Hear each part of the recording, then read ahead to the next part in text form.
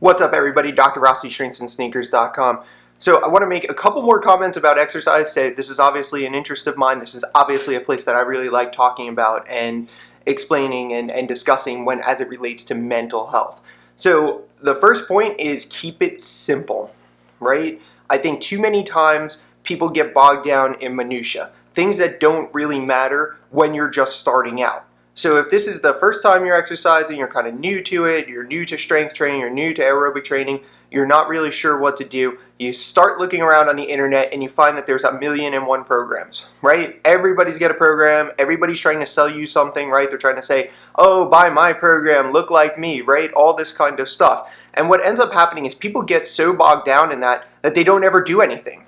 They don't exercise, they don't work out, they don't do anything. They just keep reading and trying to figure out which program is going to be right for them and which trainer do I like this guy's style or that girl's style, whatever the case is. The point is, it's not that complicated.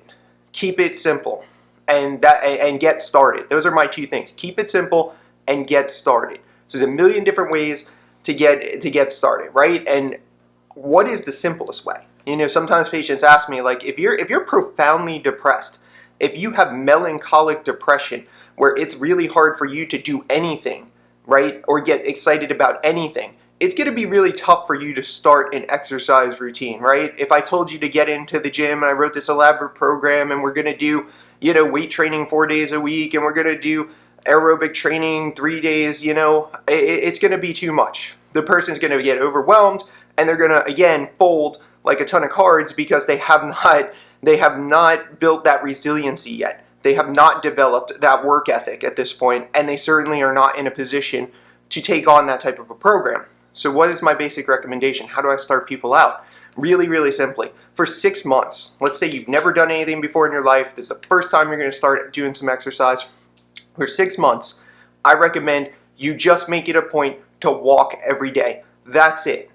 It's probably better to do it outside. Most people prefer doing the walks outside because you got to go somewhere and get back. And that starts to build that resiliency right there, right? If I walk, 3 miles away from my home, I have to go 3 miles back to get back home.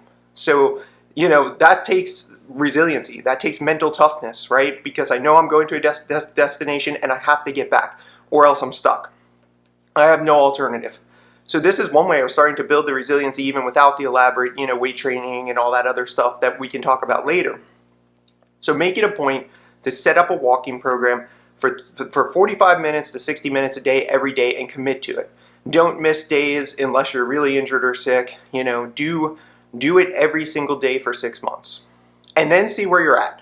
At that point, you will have built up at least a good foundation, a good base to start building on for more aerobic activity and for the anaerobic or weight training type of activities in the future. So build that base first, start really simple. It doesn't cost any money, it's free to go walk, it's easy to do, it's easy to start, you don't need much special equipment other than maybe a decent pair of shoes and appropriate clothing depending on the climate where you live. But the reality is it's a very simple way to get started and it's going to put you on the path towards learning about those other key factors like building resiliency and how then to set goals and records for yourself when it comes to the other aspects of training. So that concludes the video, guys. If you have comments, please like and subscribe to the channel. Drop the comments below. I'm happy to always talk about training and how it applies to psychiatry and mental health.